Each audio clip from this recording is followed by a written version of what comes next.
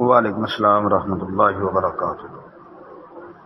یہ جی محترم بھائی نے ایک پوسٹ بھیجی ہے جس میں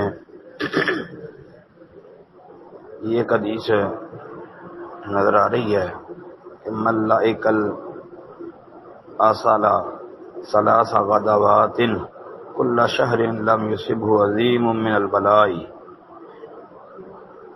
کہ جو شخص مہینے میں 3 دن صبح کے وقت شہد چاٹ لے اسے کوئی بڑی آفت مصیبت نہیں آئے گی۔ اچھا، کہتے ہیں جس کی تحقیق کر لیں۔ یہ تحقیق اس کی یہ ہے کہ یہ روایت ثابت نہیں ہے۔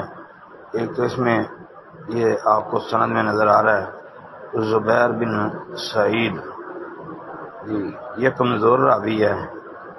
دوسرا زبیر بن سعید کا جو سند میں استاد آپ کو نظر آ رہا ہے عبدالحمید بن سالم، یہ عبدالحمید جو ہے اس کو مجہول بھی تقریب میں کہا ہے، اور پھر ایک وجہ یہ بھی ہے کہ عبدالحمید بن سالم عن ابی ہریرہ، عبدالحمید کا ابو ہریرہ سے سماع بھی ثابت نہیں ہے۔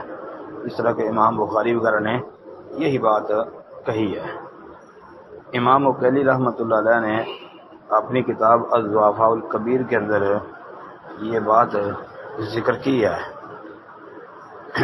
کہ عبدالحمید کا ابو ہریرہ سے سماع نہیں، اور پھر انہوں نے یہ بھی لکھا ہے کہ اس حدیث کی ثقہ سے اصل نہیں ہے، لہذا یہ ثابت نہیں ہے۔ جی السلام علیکم ورحمۃ اللہ۔